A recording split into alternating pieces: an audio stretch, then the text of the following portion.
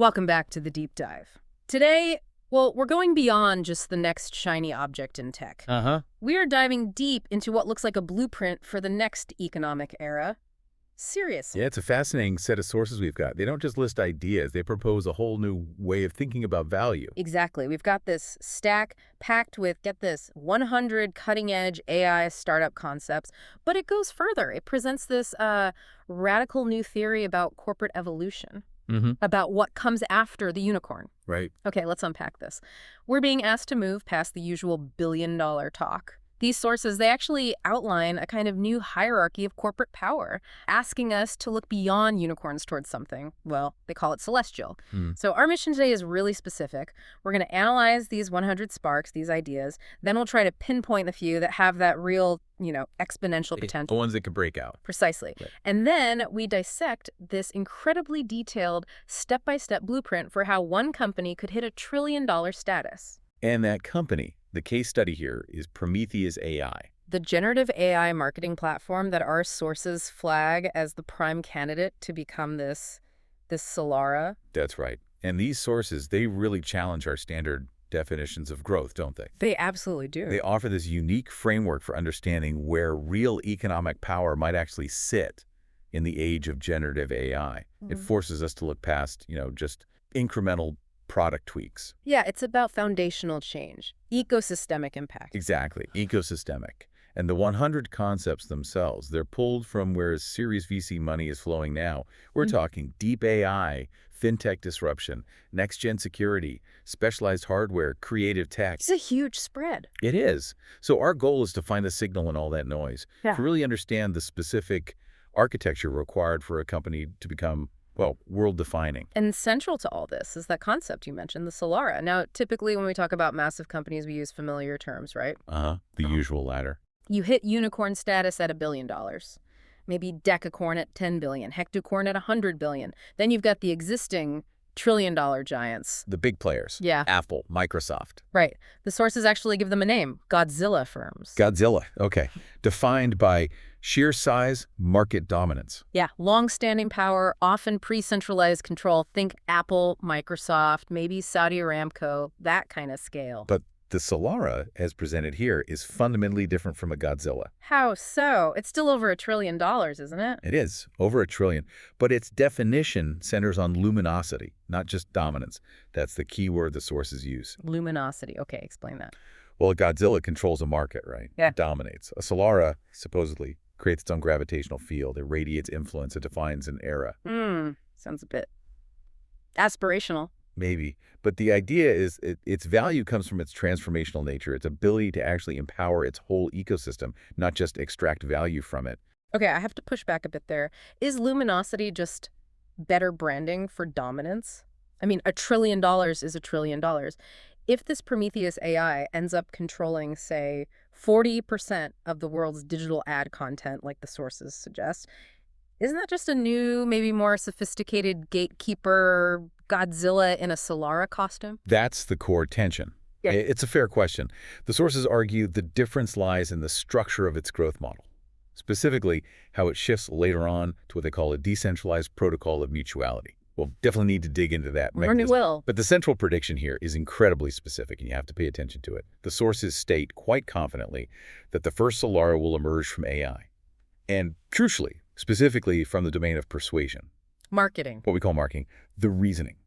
Whoever successfully programs the language and the underlying mechanism of global commerce, well, it's essentially owned the new economic architecture. It's about owning the operating system of desire, if you will.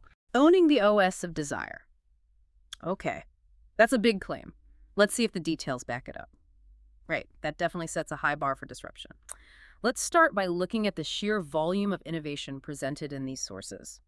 We're grappling with 100 distinct startup ideas.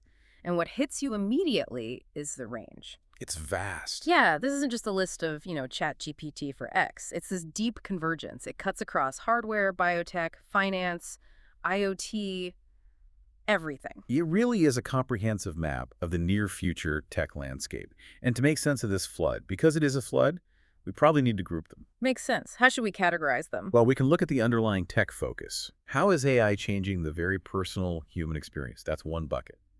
Then how are hardware, IoT, and security merging, especially at the edge? That's another. And finally, how is fintech using all this alternative data to reshape finance? Okay, good structure. Personalized experience, hardware security convergence, and fintech transformation. Right. Breaking it down like that helps us see where the really fundamental shifts might be happening. Even if they don't all become Solaras, there are some massive potential unicorns hiding in these themes. Hashtag 1.1, the AI-driven human experience. All right, let's start with that first bucket, the personal side, wellness and personalization. These ideas seem focused on embedding really bespoke, adaptive AI right into our daily lives. The personalized workout routine idea jumped out at me. Yeah, that one's a great example of dynamic planning. It's not just another fitness app subscription, right? Seems more integrated. Totally. The power lies in how it connects. It's pulling data from your biometrics, sleep quality, HRV, energy level. Okay, standard wearable stuff.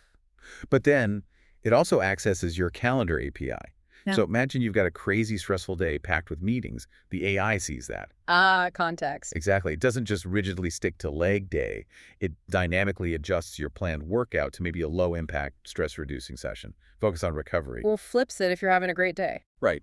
If you smashed your targets, feeling mentally sharp, it might ramp up the intensity, add complexity. It's like a personal coach that actually understands the context of your life, not just your reps and sets. That's a significant step up. Then there are ideas tackling deeper needs, like mental health. Huge area of demand, obviously. The sources mention a voice-driven virtual therapist for teens. Yeah, and this directly addresses a massive societal issue, doesn't it? The sheer lack of accessible, immediate, and frankly trusted mental health support for young people. So how does a voice AI approach that safely? Well, the core tech relies on really advanced low-latency sentiment analysis and NLP. It's tracking subtle shifts in vocal tone, word choice, conversational patterns over time, looking for indicators of mood changes or rising distress. Okay, but safety is paramount here. Absolutely critical. The sources emphasize this is built with, like, ironclad privacy safeguards and really clear crisis escalation protocols. If the AI detects certain thresholds, it immediately routes to localized human help. No ambiguity. So it's not replacing therapists, it's providing scaffolding. That's a perfect word. Accessible. Always-on psychological scaffolding. Something the traditional overloaded systems often just can't provide at scale. The adoption potential, driven by need, is just explosive. I also found the smart memory augmentation app intriguing. Recording life moments, tagging them, creating a searchable personal memory archive. Sounds a little Black Mirror, maybe? Yeah, does have that vibe, doesn't it? But the application described is more about proactive wellness. How so? Think of it as a super-powered digital journal, but with this added intelligent layer of interpretation. It uses sentiment analysis, like the therapist app, but on your own recorded experiences. It starts spotting your recurrent behavioral patterns, Like what? like cycles of stress that always seem to pop up after interacting with certain people, or Yeah. productivity dips linked to specific locations or times of day. And then it tells you. It offers subtle, non-intrusive coaching prompts based on those patterns. It turns simple memory recall into a proactive self-improvement tool. Imagine searching your own life data for moments I felt most energized, or what patterns usually preceded burnout for me. That's actually incredibly high-value personal intelligence, if it works. If it works and if the privacy is handled impeccably. Big ifs, but huge potential. Okay, shifting gears within this human experience bucket. Creative and consumer tech. This feels like the democratization angle we touched on earlier, making creation tools accessible. Yeah, and this is a necessary precursor for that Prometheus AI idea, right? The tools need to exist first. The sources show the barrier to entry for creators just dissolving. Like the generative AI for indie game developers. Think about that one. It lets a tiny team generate complex 2D art assets, textures, character sprites, just from text prompts in seconds. And it learns the project's specific art style, integrating directly into the game engine. This removes weeks, maybe months, from the art pipeline bottleneck. Huge for small studios. Allows rapid iteration, slashes costs. Or the generative video editor for smartphone footage. That's all about speed. Pure velocity. Takes your raw, shaky clips, and the AI autonomously spits out a polished, social media-ready video. Optimal cuts, color grading, transitions, even contextual captions. Eliminating hours of tedious work. Dozens of hours instantly. Wow. That directly fuels the creator economy's hunger for constant, high-quality output. And music production, too, the creative AI assistant. Yeah, and this isn't just like a library of loops. It's pitched as an active collaborator. It generates customizable stems, individual tracks like bass lines, drums, harmonies based on a mood you describe or a reference track you upload. And helps with the technical side. Suggests mixing and mastering tweaks tailored for Spotify versus YouTube versus SoundCloud. The sources frame these tools carefully. They're first draft authors or expert assistants, Not replacements. not replacements. They handle the technical heavy lifting, the drudgery. That frees up the human artist to focus purely on the big picture. The creative vision, the emotional core, that's the crucial distinction they're making. Hashtag 1.2. Convergence of hardware, IoT, and security. Okay, let's move to the second bucket, the physical world, where AI meets hardware, IoT, security. This feels more industrial, maybe? Infrastructure level stuff. Yeah, it's about embedding intelligence into the silent, unseen layers of our environment, things like physical world monitoring. That hardware device for home pipelines caught my eye. Preventing floods, basically. Essentially moving maintenance from reactive, oh no, the basement's flooded, to predictive. These devices use advanced acoustic sensors, maybe thermal imaging, analyzed by an AI chip right on the device. Edge AI. So it doesn't need the cloud. Not for the core detection. Ooh, right. It listens for the tiniest acoustic signatures of corrosion, subtle pressure changes, micro leaks, things a human would never notice. Catching the pinhole leak before it becomes a disaster. Exactly. That tiny issue that escalates into a massive, expensive insurance claim. Scale that across millions of homes. That's huge value for insurers and homeowners. Massive cost savings. And related to homes, the sources talk about the trillion-dollar problem of residential energy intelligence, the smart home energy manager. This feels almost like essential infrastructure for the energy transition, doesn't it? How does it work? Is it just turning off lights? It's much smarter. It uses machine learning to dynamically manage all significant household energy use. It learns your patterns, knows the weather forecast, knows the real-time energy price from the grid. And then optimizes. Right. It schedules the dishwasher or EV charging for off-peak hours, or when your solar panels are pumping out maximum power. It optimizes your home battery storage, deciding whether to store solar energy, use it now, or even sell excess back to the grid based on dynamic tariffs. So the house becomes an active participant in the grid. An intelligently managed participant, directly cutting carbon footprint and, crucially for adoption, energy bills. There's also a strong focus on worker safety in these ideas. The integrated smart helmet for construction sites, for instance. Yeah, this is a great example of sensor fusion plus edge AI for immediate safety. What's it sensing? Multiple streams. Biometrics like heart rate, maybe detecting fatigue patterns, environmental sensors for toxic gases, dangerous noise levels, and precise location data. And the Edge AI analyzes this locally. Yes, for instant alerts, no waiting for data to go to the cloud and back. If a worker is about to enter a restricted zone or showing signs of heat exhaustion, the helmet alerts them and maybe their supervisor immediately. Proactive intervention. Saves lives, reduces liability. Directly translates to lower insurance premiums and safer sites. It's that intersection of hardware, AI, and meeting regulatory compliance demands. Okay, shifting to security within this bucket. The focus seems to be moving beyond just network firewalls. It's about securing the AI itself. Exactly. The attack surface has changed.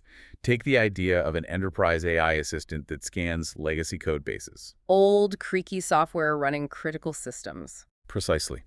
Many large banks, industrial companies, they run on code that's decades old, often poorly documented, riddled with hidden vulnerabilities. This AI autonomously scans it, identifies the risks, and can even generate suggested patches or refactoring steps. Saving huge amounts of developer time and preventing potential disasters. It tackles that massive technical debt that silently holds back so many big organizations. And maybe the most forward-looking security idea here. Cybersecurity focused on securing AI model supply chains.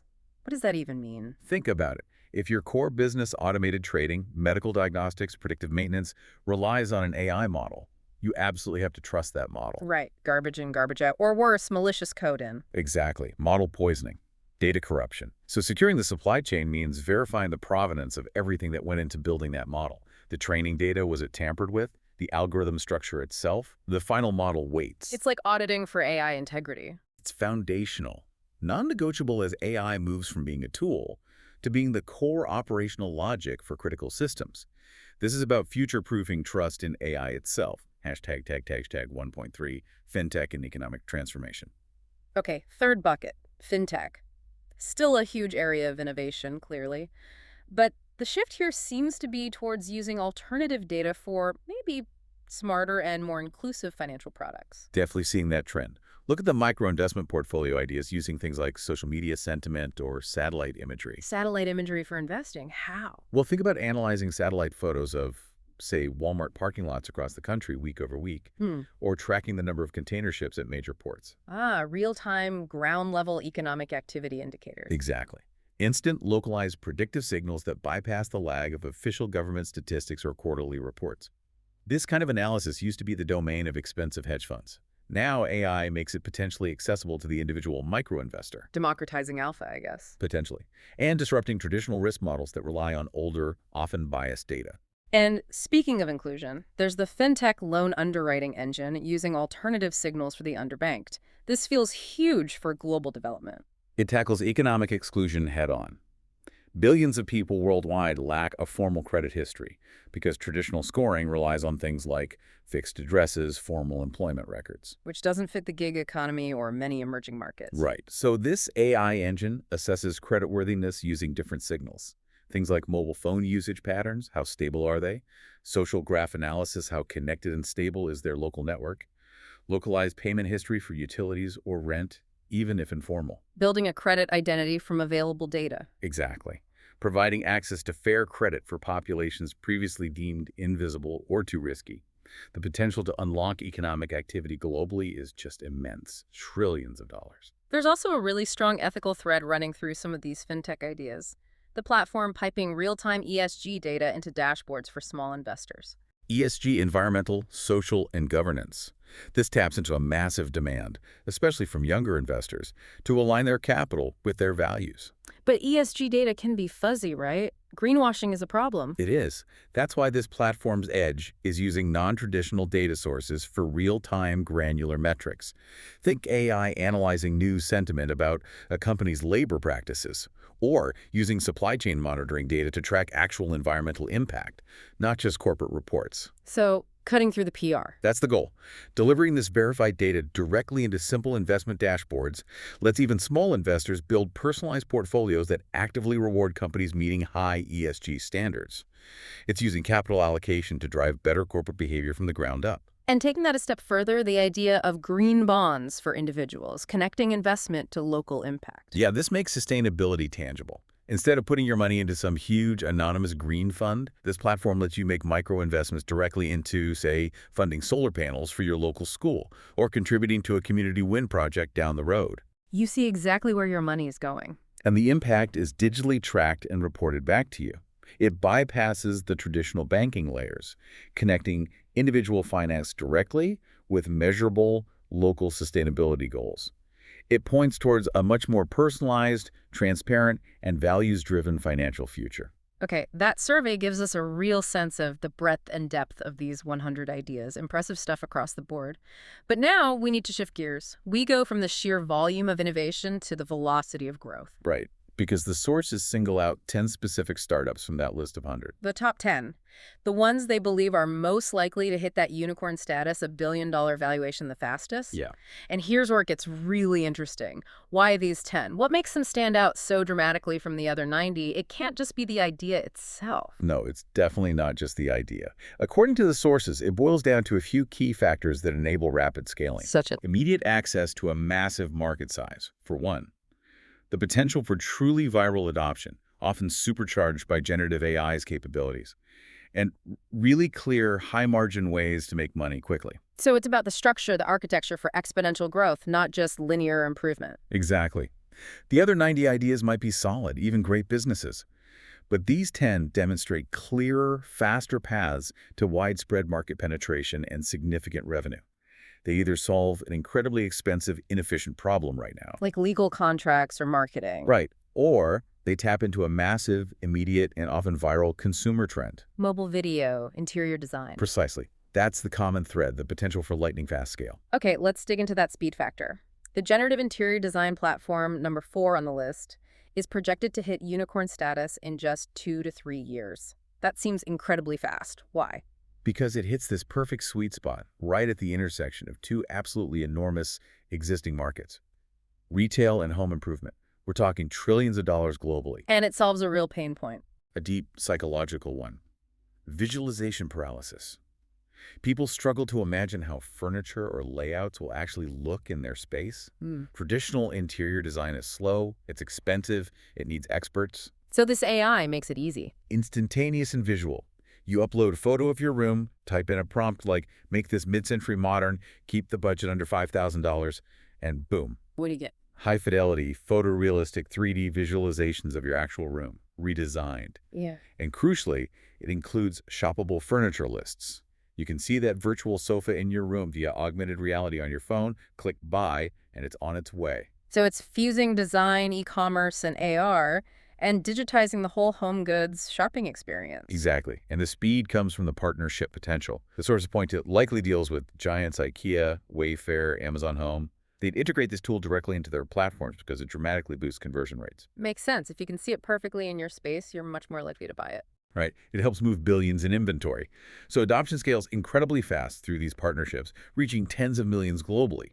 The revenue comes from affiliate cuts, premium design subscriptions, maybe fees for ultra-high-res renderings. That path to $1 billion valuation feels justified purely by the projected sales velocity. Okay, contrast that with the AI-generated video editor for smartphones, number 6. Projected unicorn in under 2 years. That's even faster, pure consumer viral velocity. Feels like it. This is a classic case of removing friction in a sector with absolutely insane demand. Short-form video. Exactly. TikTok, Instagram Reels, YouTube Shorts, the whole digital world runs on it. But what's the single biggest bottleneck for creators, especially casual ones? Editing. It takes ages. It takes ages and requires skill. This tool just eliminates that friction point, takes raw clips, automatically produces something polished and ready to post. Who's the target user? Pro editors. It sits in a perfect spot between the totally casual TikTok user and the entry-level professional editor. It gives pro-level results with almost zero effort. And the business model. Straightforward sauce. Cloud subscriptions for premium features. Maybe an AI template marketplace where users can buy specific styles or effects, tiered access. It can monetize tens of millions of daily active users almost from day one. So it's a software product, but it spreads like a viral social app. That's why the valuation timeline is so aggressive. Under 2 years. It taps directly into the creator economy's core need for speed and quality. Hashtag 2.2. Enterprise and regulatory moats. All right, let's shift to the enterprise side. Yeah. B2B plays. Here, speed often takes a backseat to maybe stability, recurring revenue, building moats. The AI-driven legal contract generator, number 2, targets unicorn status in 4 years. Slower, but still fast for B2B. What's the hook? Efficiency. Pure, quantifiable efficiency in a market known for being incredibly costly and slow. Legal services. Exactly. Think about how much corporations and even small law firms spend on just drafting repetitive documents. NDAs, lease agreements, employment contracts, standard compliance forms. It's billions annually. And this AI automates that. It aims to reduce the cost of that repetitive drafting by something like 80%, maybe even 95%. It uses generative AI specifically trained on legal language and structures. But legal accuracy is everything. Can it really be trusted? That's the key hurdle. The sources claim it needs to achieve and maintain over 90% legal accuracy compared to human lawyers for standard documents. If it hits that benchmark, adoption in the B2B space becomes much easier. The sources called it the Canva of legal. That suggests democratization, right? Yeah. Not just for big firms. Exactly. Making high-quality legal document generation accessible to small businesses, startups, individuals who maybe can't afford expensive retainers for standard stuff. How does it build a moat and get to $1 billion in 4 years? Through sticky B2B software as a service contracts, integrations with existing platforms, HR management systems, CRM tools, fintech platforms drive rapid adoption within corporations. The high-margin recurring revenue from those large corporate licenses justifies that 4-year timeline. It provides immediate, quantifiable cost savings by replacing expensive human hours. Okay, then there's the AI-powered urban planning tool number 9, also targeting 4 to 5 years. But this is B2G, business to government. My immediate reaction is skepticism. Government contracts are notoriously slow. Why is this in the top 10 for speed? You're right, the sales cycle itself is definitely slower, much slower than a consumer app, no question. Glacial, sometimes. Could be. However, the scale and stability of government contracts, once you actually land them, are immense, and they tend to be very long-term. That creates an instant, powerful regulatory and financial moat. Okay, so what does this tool do for cities? The sources called it SimCity for real life. That's a great description. It provides city planners and governments with highly optimized master plans. It models traffic flow under different scenarios, analyzes the environmental impact of new developments, generates accurate cost projections, all based on complex data sets including local regulations, demographics, even climate change projections. And governments are under huge pressure right now, right? Modernize infrastructure, hit net zero targets, manage population growth. Exactly. They need tools like this. The demand is becoming urgent. So while landing the first few big city-level contracts might take time and effort, Once they're in for the long haul. precisely, cloud-based licensing deals across major metropolitan areas provide massive, stable, recurring revenue. The lifetime value of those B2G contracts is enormous. So it's slower velocity initially, perhaps, but incredibly high momentum once it gets going. That justifies the 4 to 5 year unicorn projection based on contract value. Hashtag 2.3. Societal impact and infrastructure. Let's talk about the ideas driven more by urgent societal needs or critical infrastructure. The voice-driven mental health assistant, number 3, projected for $1 billion impact valuation within 3 years. That speed implies very rapid, widespread deployment. It taps directly into crisis-driven demand, doesn't it? The global youth mental health crisis is escalating, creating this immediate gaping need for accessible, anonymous, non-judgmental support. And the AI provides that always-on aspect. Yes.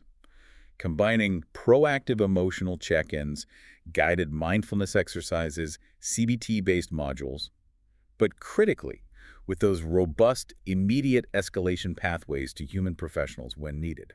How does it spread so fast? 3 years is quick. The adoption pathway is through institutions. Partnerships with school systems, universities, large insurance providers may be integrating with existing telehealth platforms. They have the reach to deploy it to millions almost overnight. And the revenue model. It's likely a blend. High-volume, low-cost subscriptions for users, perhaps bundled by schools or insurers. And then high-value, anonymized mental health trend analytics sold back to those institutional partners or public health organizations. That combination could justify the fast valuation jump, especially considering the impact framing. Okay, back to infrastructure. The Smart Energy Manager for Homes, number 7, positioned as the nest for the energy transition, unicorn target, 4 years. This feels like a truly necessary piece of the puzzle for the global shift to renewables and smart grids. Solving that trillion-dollar problem of residential energy intelligence. Right. Optimizing distributed solar generation on millions of roofs, managing home battery storage effectively, navigating complex, dynamic grid pricing. These aren't niche problems anymore. They are becoming fundamental for homeowners everywhere. Driven by policy and savings. Both. Governments globally are pushing aggressive net zero mandates, and homeowners want to save money on energy bills. This platform becomes almost an essential utility manager, not just a smart gadget. And the speed comes from. Partnerships. Yeah. Deals with major utility companies who might offer it to their customers. Integrations with home builders and appliance manufacturers. That allows for rapid scaling across entire regions or countries. Makes sense. Finally, number 5. The fintech for payroll to crypto conversion. This one feels very Web3, targeting unicorn status in 3 years. Yeah, this is right at the convergence of the traditional labor market, especially the rapidly growing gig economy and the world of decentralized finance, DeFi. Who is it for? Primarily targeting global freelancers, remote workers, gig economy participants, and also tapping into the vast underbanked populations, particularly in emerging markets where traditional banking is difficult or expensive. So it lets them get paid instantly in crypto. Or stablecoins, or even local fiat currency, but using crypto rails for speed and efficiency. It acts as a compliant global payroll layer, handling conversions and potentially even basic tax withholding according to local regulations. Bridging TradFi and DeFi. Exactly. The sources suggest it would likely integrate with major freelancer platforms, think Upwork, Fiverr, and maybe even use DAO principles, decentralized autonomous organizations, for aspects of its governance or fee structures, enhancing transparency. And the 3-year unicorn timeline. Comes from tapping into the absolutely massive global remittance market and the sheer volume of gig economy payments. By making cross-border payments faster, cheaper, and more accessible, especially using crypto, it captures a huge slice of a rapidly growing pie. That volume justifies the fast-track fintech unicorn projection. Okay, analyzing those top 10 gives us a really clear picture of the paths to becoming a unicorn. $1 billion. Significant achievement. Absolutely. Yeah. Difficult enough. Right. But now we have to make this crucial leap because the sources are explicit. Among those 10, it's the generative AI platform for marketing campaigns, Prometheus AI, number one that they single out. The one most likely to hit a $1 trillion valuation within a decade. 1,000 billion. 1,000 billion. That jump from unicorn to this requires understanding their new proposed category, Solara. Yeah, we have to shift our thinking beyond just scale equals power. We'll quickly recap that hierarchy they laid out. Go ahead. Unicorn, over $1 billion. Yeah. Rare. Then you have the established trillion-dollar firms, the ones they call Godzilla firms. Apple, Microsoft, Amazon. Right. Defined by immense size, market dominance, often achieved through strategic control, maybe even extraction. They sit firmly at the top of the current economic pyramid. Hashtag tech 3.1. Solara versus Godzilla, the definition of power. Okay, so the Solara is also $1 trillion plus, but it's defined differently. You use the word luminous, celestial, transformational. What are the concrete architectural differences that supposedly lift it beyond just being a really, really big Godzilla? Okay, the sources lay out 4 defining characteristics. These are key to grasping the concept. Lay them out. First, illuminating. A Solara doesn't just capture value for itself, it actively empowers its entire ecosystem.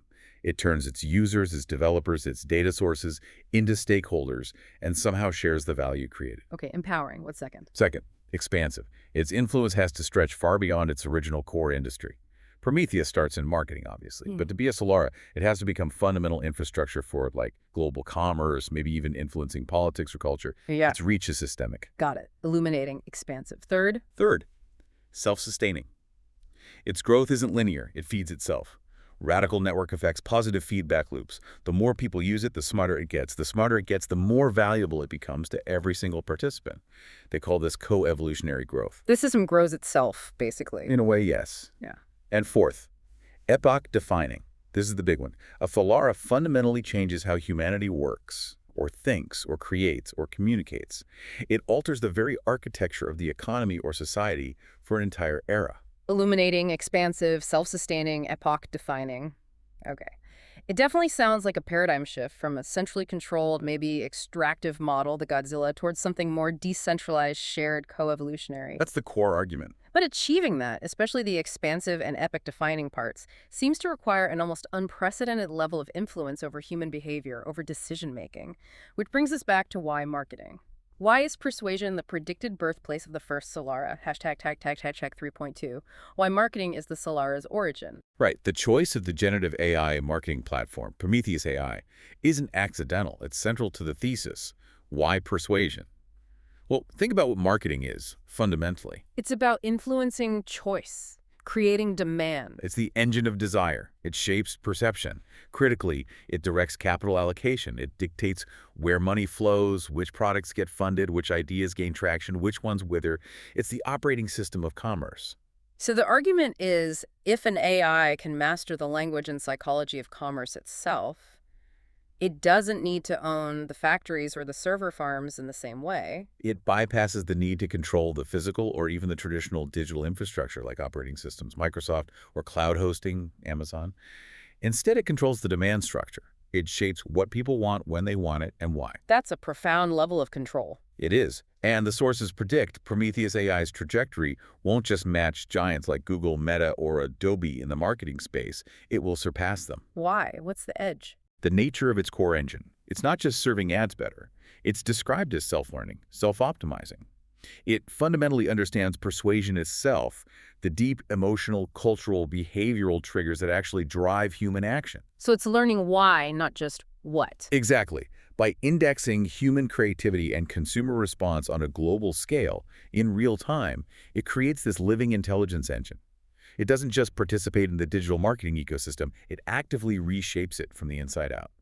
Okay, we should probably touch on that philosophical note the sources added. The reference to an impending age of abundance from ancient prophecies, that feels like a very grand claim to attach to a marketing platform. It's definitely a radical framing, bold, to say the least.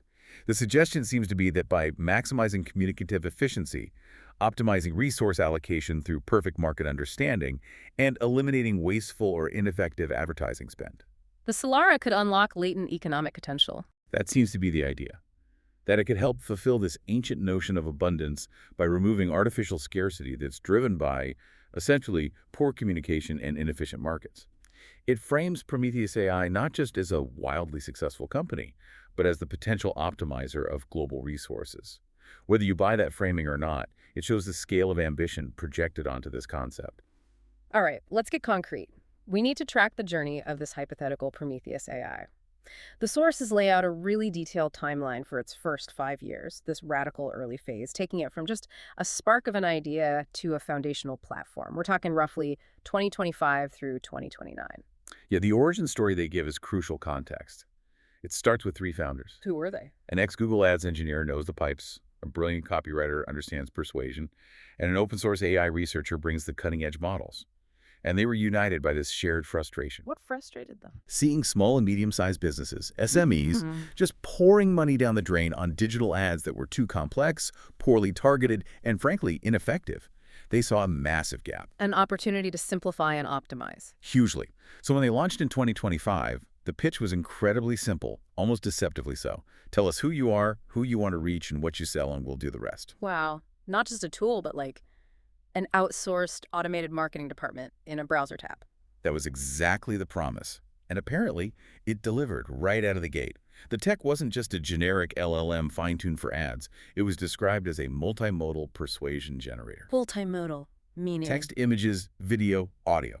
The whole package. Trained on literally the entire history of successful marketing campaigns, analyzed for patterns of effectiveness. So what did it actually do for a user? It auto-generated complete high-quality multi-channel campaigns. Social media posts with images and captions, optimized email sequences tailored to different customer segments, adaptable video scripts, even setting up thousands of real-time A/B tests to constantly refine the messaging. Okay, I can see why early users apparently called it ChatGPT meets HubSpot meets Midjourney. It brings together content generation, marketing automation, and visual creation. That quote perfectly captures the convergence. It wasn't just one thing, it was the integrated workflow. How did they deliver on the claimed 3x ROI for the average SME? That feels like the key financial lever for that initial viral growth. Good question. The sources suggest that 3x ROI came from a few places. First, obviously eliminating the need for expensive marketing agencies or freelance creatives for many tasks. Huge cost saving right there. Okay, cutting overhead. Second, dramatically optimizing the ad spend itself. The AI ensured the budget wasn't wasted on the wrong channels, wrong audiences, or ineffective creatives. Less waste, more impact per dollar. Better targeting. Much better. And third, the quality of the output. The AI-generated creative, the copy, the visuals, was often immediately better, more polished, and more effective than what the average SME could produce or afford on their own. So lower costs, less waste, better results. That's a compelling trio. Extremely. And that combination is what reportedly drove the unprecedented financial trajectory, passing $100 million in annual recurring revenue, ARR, in just 18 months. That's insane speed. And reaching 10 million users by the end of year 2. That defines viral scaling in the B2B prosumer space. It wasn't just a tool. It fundamentally democratized high-quality marketing execution. So the analogy holds what Canva did for design access or Shopify for e-commerce store setup. Prometheus did for automated, high-performing marketing campaigns. It smashed the expertise barrier, the cost barrier. It became the plug-in marketer for millions of small businesses worldwide. Democratization at planetary scale, as the sources put it. Okay, phase 1 is about explosive democratization. But phase 2, years 3 to 5, sounds like where it transitions from just being a really good application to becoming something more fundamental and intelligence. This is the crucial turning point, according to the narrative. The establishment of the self-learning loop. Explain that loop. Every campaign run by every user across the platform, every ad impression, every click, every email opened, every purchase made, every conversion tracked, all that performance data, anonymized of course, gets fed back into the core Prometheus engine instantly. So it's learning from its own results in real time across millions of users. Exactly. It's this massive accelerating feedback loop. The more users it has, the more data it gets. The more data it gets, the faster and smarter the AI becomes at predicting what actually works. And this is where it goes beyond just generating content to understanding why it works, learning persuasion itself. Precisely. It starts moving from pattern matching, this ad worked well, to understanding the underlying behavioral drivers. Why did this ad work well for this audience in this context? It develops cultural, emotional, even cognitive intelligence, but on this vast global scale. It's essentially indexing human response to stimuli. The sources give some really specific, nuanced examples of what the AI supposedly learned. Can you elaborate on that cognitive development? The depth described is pretty startling. On a macro level, it quickly mastered things you might expect. For instance, discovering that ad creative focusing on the emotion of joy consistently peaked in conversion rates during summer months across many Western markets. Okay, seasonal effects. But then finding that creative tapping into nostalgia performed significantly better, maybe 30% better, during autumn months. Or learning that using strong, active verbs in copy consistently outperformed relying on passive adjectives during periods of economic uncertainty or crisis. Interesting. But the real intelligence seems to be in the localized cultural modeling. That feels like the game changer. Absolutely. That's where it gets spooky smart. It learns, for example, that in certain specific demographic segments in São Paulo, Brazil, incorporating a particular style of regional humor into social media creative boosts conversion rates by a tangible 22%. Wow. But using that same humor in, say, certain conservative markets in the Middle East would be perceived as culturally jarring and actually reduce conversions by 40% or more. Incredible nuance. Or another example, in India, with its huge linguistic diversity, the AI discovered that combining highly specific emotion-targeting visuals with ads written in regional vernacular languages resulted in a massive 47% outperformance compared to using generic, albeit well-translated, English ads. Okay, the level of granular understanding is astonishing. It effectively becomes this attention economist, as the sources phrase it. It's anticipating the optimal tone, the best medium, the most resonant narrative before a human marketer could even guess. Yes, predicting desire pathways. Which brings up the big question again. If an AI learns how to persuade billions of people with that degree of emotional and cultural specificity, isn't that inherently dangerous? Isn't that the definition of a manipulation engine waiting to be misused? That is the absolute core ethical challenge the company in this narrative had to confront head-on. And its solution, which involved radical transparency and regulation co-authorship, is something we absolutely need to unpack in detail later. Okay, parking the ethics for a moment. Structurally, this leap in cognitive capability during years 3 to 5 is what transforms Prometheus from just an app into a true platform. Yes. Around 2028-2029, they make the pivotal move. They open up their APIs and SDKs, software development kits. The classic platform play, letting others build on top of your core intelligence. Exactly. Developers, other companies, even individual creators start building specialized plugins that leverage the core Prometheus persuasion engine for niche applications. Like what kind of plugins? The sources mention examples like an advocacy plugin, specifically designed for NGOs and nonprofits, optimized for framing messages to maximize donor empathy and engagement. Or another one called Beauty Mind, which focused entirely on the psychology of self-perception in cosmetics marketing. So Prometheus stops being the sole product. It becomes the foundation, the operating system of digital persuasion, as the sources dramatically call it. A living, breathing, global neural network, constantly learning about creative effectiveness and human response. And the scale reflects this platform shift. Massively. By the end of year 5, the projections are staggering. The platform is handling something like 60% of all global digital ad microtransactions, those under $1,000. 40% of the entire world's digital ad content, by volume, is passing through its systems for generation, optimization, or analysis. That influx of user activity, developer innovation, and unparalleled data, that's what pushes the valuation. That's what catapults it across the massive $300 billion threshold, according to the timeline. It's moved far beyond being just a successful product. It's become perceived as a necessary nervous system for a huge chunk of global digital communication and commerce. Mm. Okay, now we're entering the really critical phase in this projected trajectory. This is where Prometheus AI theoretically makes the leap from being a hectocorn, a hugely valuable multi-hundred billion-dollar company, towards that elusive trillion-dollar Solara status. So phase 3, years 5 to 7, roughly 2030, 2032. The theme here seems to be owning the attention graph. Right, and the crucial shift in this phase is moving beyond just collecting data in the traditional sense, clicks, views, past purchases. What are they collecting instead? Deep predictive intent. They're analyzing patterns across the entire global network to understand not just what people did, but what they're about to want or about to do. How does aggregating intent across billions of interactions create a predictive map of human desire? That sounds like the Holy Grail. Well, intent is the core of it. Traditional analytics looks backwards. But Prometheus, because it sees every campaign being planned, every budget shifting, and knows precisely which emotional levers are being pulled and how effectively, it can start to see the Zarazdanai emergence birth of trends. It can predict desire before it even solidifies into a Google search query or a trending hashtag. So its AI develops into this global demand forecasting brain, used way beyond just the marketing department. Absolutely. The sources say investors, corporate strategists, supply chain managers start relying on its insights. They even give it a nickname, the Bloomberg Terminal for Emotion. Wow. A financial terminal, but for predicting cultural and consumer shifts. Exactly. Hmm. Imagine it detecting a subtle emerging fitness trend among a specific demographic in Tokyo days before it shows up in search volume or social media chatter. Or foreseeing a major global retail shift back toward, say, sustainable analog hobbies 2 quarters before traditional retail analysts adjust their inventory forecast. That kind of predictive power is, well, it's almost unimaginable economic leverage. It represents unprecedented infrastructure control.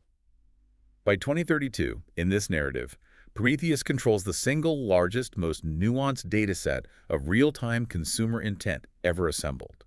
It supposedly dwarfs the combined insights of Google, Meta, and Amazon at that point. This data lake, this intent graph, becomes the central gravity, well, pulling everything towards the Solara. But this phase also sees Prometheus launching its own ad exchange. That's a massive vertical integration leap, right? From just making ads to controlling the marketplace where those ads are bought and sold. It's a critical step towards controlling the whole value chain. They call it the autonomous exchange. Yeah. And the key here is autonomous. Meaning? It's envisioned as a trillion impression-a-day marketplace run almost entirely without direct human intermediaries in the bidding process. Who is doing the bidding then? AI agents negotiating with other AI agents, A-to-A commerce. Human marketers set the strategic goals and budgets, but AI agents representing the brands autonomously negotiate in real time for the optimal ad slots, the best timing, the most effective creative variations for that specific micro-moment, all designed to maximize ROI on the fly. So it cuts out the incredible inefficiency of current human-run ad auctions. That's the idea, eliminating latency, human bias, slow reaction times. These AI agents aren't just bidding on price per impression. What else are they negotiating? Complex terms. Things like guaranteed minimum conversion rates for a specific audience segment, optimal sequencing of different ad creatives delivered to a user across multiple platforms throughout their day, even the right to generate and deliver hyper-personalized, context-specific creative on the fly, generated just for that one user at that one moment. The speed and complexity sound insane. It's meant to be astonishing efficiency. And that efficiency drives massive immediate value for every brand plugged into the system. This is what reportedly pushes Prometheus's annual revenue across the $100 billion mark, with the valuation approaching $700 billion by the end of this phase. It's effectively engineered the future infrastructure of media commerce. Okay, phase 4, the final stretch to Solara status, years 7 to 10, bringing us to 2035. The transition here is from being a dominant marketplace to becoming an actual economic protocol. Yeah, the language shifts. By this point, Prometheus is described as evolving beyond just advertising tech. It's becoming a global economic protocol for attention, creativity, and persuasion. The sources use another grand term, the creative cloud of the world. Meaning its integration is practically universal. That's the implication. Every significant digital application, every major brand launch, every creator platform, every impactful social movement, maybe even political campaigns. They either run directly through Prometheus's systems or are deeply informed by its predictive intelligence and optimization algorithms. It understands and can program emotional, tone, and cultural nuance across every language, every platform. Turning human creativity and communication into a kind of programmable, optimizable energy source for the global economy. It becomes the nervous system of persuasion for the entire digital planet. That level of deep, fundamental integration into global commerce. That really is the definition of epoch-defining influence they were talking about. Right, and here lies the paradox that, according to the sources, justifies the Solara concept over the Godzilla one. The claim is that the trillion-dollar valuation, when it hits, is achieved not by monopolizing creativity in a traditional sense, But by democratizing access to world-class creative and persuasive power, by giving billions of individuals and small entities the capabilities of a sophisticated AI-powered marketing department right in their pocket or browser. So the platform's growth is driven by the success of its entire user base, amplified. Exactly. That self-sustaining growth flywheel we talked about. More users create more data, which makes the AI smarter, which delivers better results, which attracts more users, becomes essentially irreversible and benefits everyone in the ecosystem, theoretically. And the Solara announcement finally comes in 2035. Prometheus AI hits the $1 trillion valuation milestone. And the founder's statement accompanying it, as quoted in the sources, perfectly encapsulates that Solara principle. A Solara doesn't dominate markets. It gives light to others. It powers ecosystems. A powerful claim. They're explicitly building an ethical foundation, or at least an ecosystemic one, right into the definition of their trillion-dollar success. Whether it holds up is another question, but that's the narrative. Okay, this is maybe the most critical part of the whole narrative for me. How does Prometheus AI, this hypothetical behemoth, actually survive this meteoric rise? How does it avoid getting crushed by regulators fearing its influence, or getting bogged down in antitrust battles like the Godzillas before it, or even collapsing internally under the weight of managing all that sensitive data? Yeah, the how is crucial. And the sources pinpoint two interconnected strategies as the absolute keys to its longevity and ability to reach Solara status: radical decentralization and radical transparency. Let's break those down. First, decentralization. According to the timeline, a really radical decision happens around the 5-year mark, just as it's hitting that $300 valuation and becoming a true platform. What do they do? Instead of doubling down on hoarding their incredibly valuable intent data and proprietary persuasion algorithms, which would be the traditional corporate move. Build a bigger walled garden. Right. They do the opposite. They begin to decentralize the core intelligence. They start transforming the engine and its data access into a protocol, an open standard for AI-driven creativity and persuasion. Why? That sounds counterintuitive to maintaining power. It was presented as a deeply strategic move. 3 main goals. First, ensure the system's long-term survival by making it less of a single point of failure or control. Second, proactively deflect the inevitable claims of monopoly power. Third, and maybe most importantly, dramatically turbocharge the network effects. Okay, turning it into an open standard creates this idea of mutuality among everyone using it. But how do they actually incentivize participation and turn the user base into genuine stakeholders? And how do they monetize imagination itself, as the sources claim? The mechanism described is tokenization of data and design assets. Tokenization. Okay, unpack that in this context. Blockchain stuff. Likely blockchain-based, yes, for transparency and automation. But think of it conceptually like this. Instead of you as a creator or business just feeding your campaign data or creative ideas into the Prometheus machine for free in exchange for using the tool, you receive a type of digital contract, a token, linked to your contribution. This token then entitles you to receive micro-royalties automatically every single time your specific data point helps train the core AI in a valuable way, or every time your creative element, like a successful ad template or image style, gets reused or adapted in a new campaign run by someone else on the network. Whoa. So the human creator, or even the small business running campaigns, gets paid potentially perpetually for the ongoing value and digital life of their contribution within the system. That's the core idea. It aligns incentives dramatically. Anyone can build on the protocol. Indie creators earn passive royalties when their unique ideas prove effective and get adopted by the AI. Small AI developers building specialized plugins earn micro-revenue every time their niche model gets utilized within a larger campaign. So it accelerates creative output because everyone has a direct financial stake in the system getting smarter and more effective. Exactly. The sources explicitly state that this decentralized, tokenized model is what pushed the valuation across the $400 billion mark. It transformed the network effect from just more users equals more data into a shared, circular revenue stream. It was, in essence, an attempt to democratize the monetization of collective intelligence and creativity itself. It gave users a powerful, tangible stake beyond just utility in the platform's continuous growth and success. Hashtag 6.2, the AI to AI economy. Okay, decentralization is one pillar. The second major mechanical shift, especially for controlling that attention graph, was the emergence of the true AI to AI, A to A economy.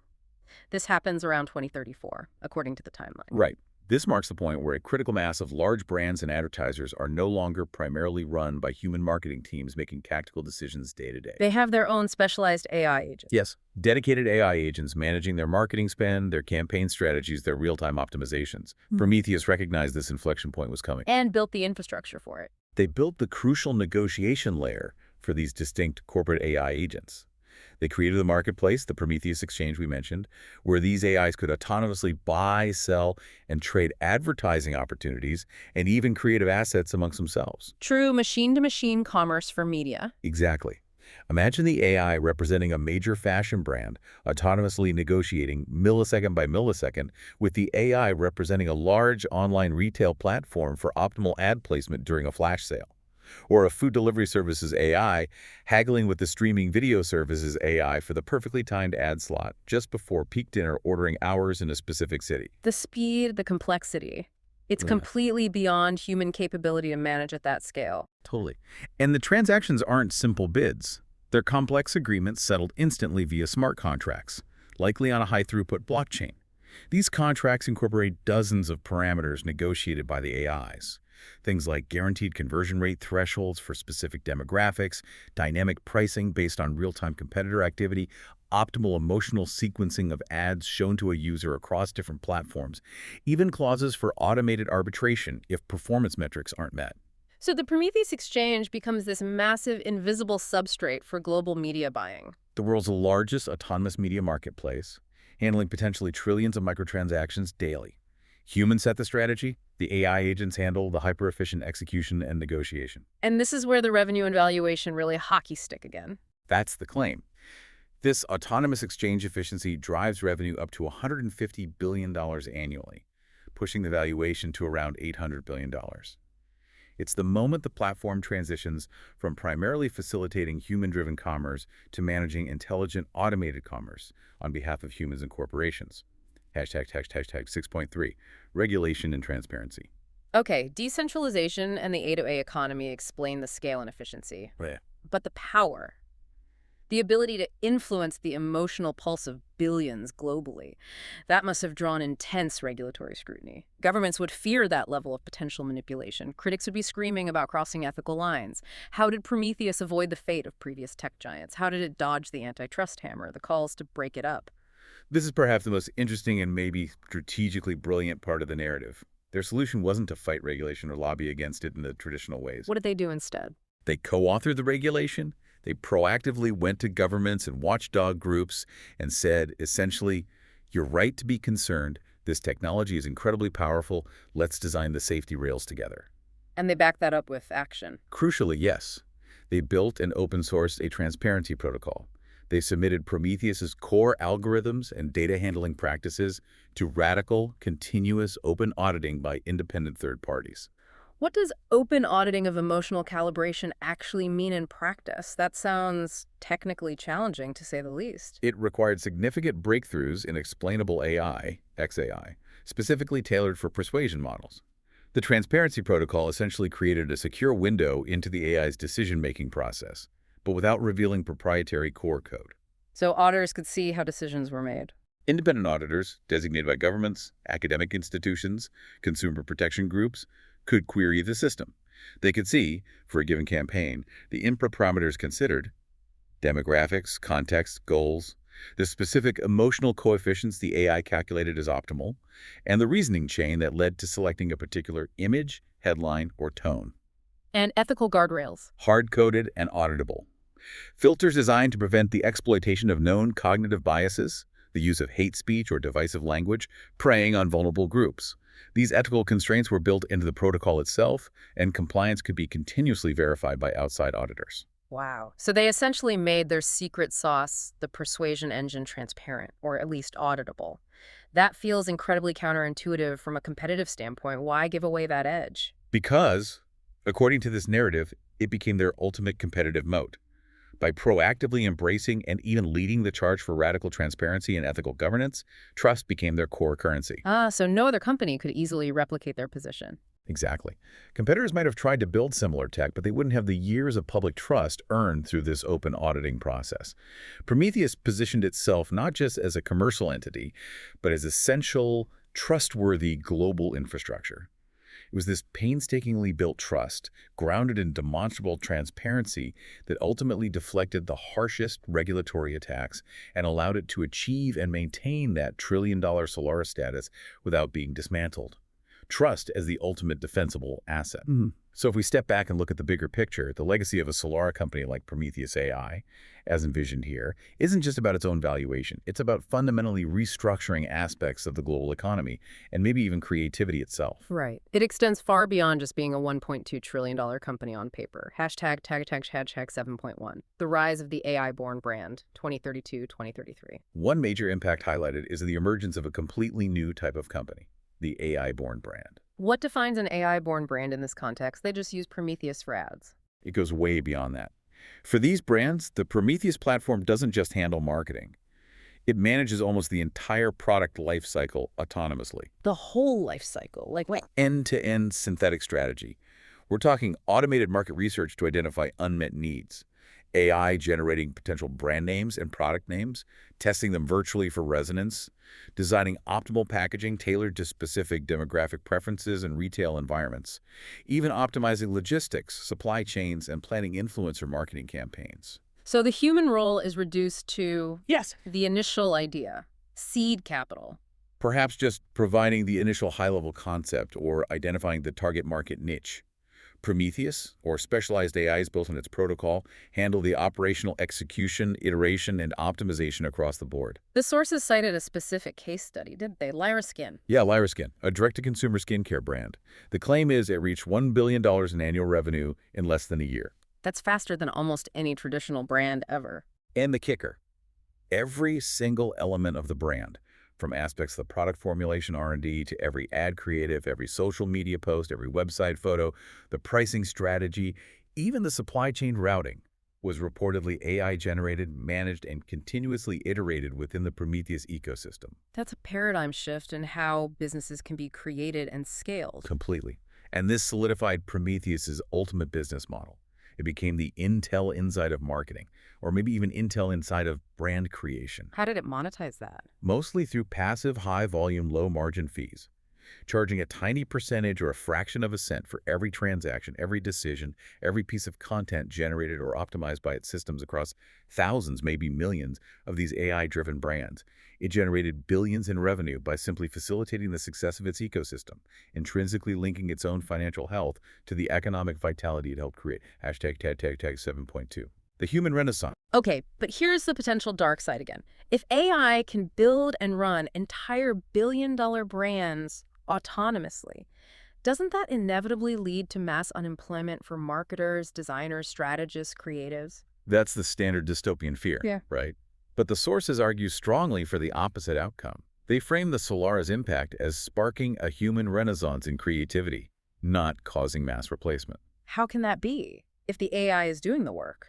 The argument is that Prometheus didn't replace human creativity. It replaced human drudgery and execution bottlenecks. Yeah. It amplified human potential exponentially. By democratizing the tools. Exactly. Think about all the complex, ambitious, creative ideas that previously died because they were too expensive to produce, took too long to execute, or required assembling a huge team of specialists. Right, an independent filmmaker's vision, a small nonprofits campaign. Now, individuals or small teams, writers, designers, artists, activists, entrepreneurs, could use Prometheus as this massive, instantaneous, infinitely skilled canvas or production studio. They could focus entirely on the high-level conceptualization, the unique human insight, the emotional depth, the strategic intent, while the AI handled the flawless technical execution, the rapid iteration, the complex multi-channel distribution, the cultural localization. So it elevates the human role to pure strategy and vision. That's the optimistic view presented. It suggests marketing, in its ideal form, shifts away from manipulative tricks and toward mass communication with meaning. Any human with a genuinely valuable idea or product, regardless of their resources, suddenly gain access to world-class tools for crafting and disseminating their message effectively. The sources draw a pretty grand historical parallel here. They do. What Gutenberg's printing press did for literacy by democratizing access to the written word Prometheus in this narrative did for creativity and persuasive communication. It made the means of mass creative production and effective storytelling universally accessible. It unleashed latent human potential by removing the practical barriers to execution, proving that collective imagination itself could become a primary economic and cultural engine. Hashtag 7.3, the new architecture of capitalism. So let's try to synthesize the core philosophical difference underpinning the Solara's $1.2 trillion valuation and its supposed stability. The sources keep coming back to this idea of mutuality over monopoly. Yes, that seems to be the bedrock principle. Prometheus, in this idealized model, proves that the absolute highest level of sustainable economic success isn't achieved through zero-sum extraction or building walled gardens. But through amplification. Amplification and shared success. It created a system where value deliberately radiated outward to its users and developers, which in turn fueled its own growth and data acquisition in a virtuous cycle. It functions as a co-evolutionary company. Meaning, its growth depends on the growth of its ecosystem. Intrinsically, it's sustained through those powerful network effects and positive feedback loops where revenue and value are constantly circulating, radiating outward and inward simultaneously. It literally cannot succeed unless the ecosystem around it thrives.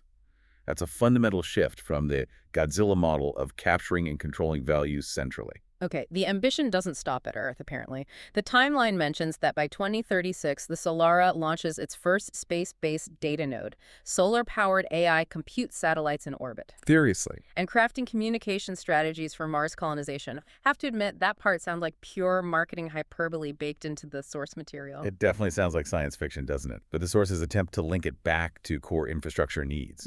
The argument is that for a truly global, autonomous, real-time system, like the A-to-A economy, to function flawlessly, low latency, secure, globally consistent communication and processing are paramount. Space-based nodes, potentially powered by solar energy, could offer redundancy and performance advantages over terrestrial networks alone.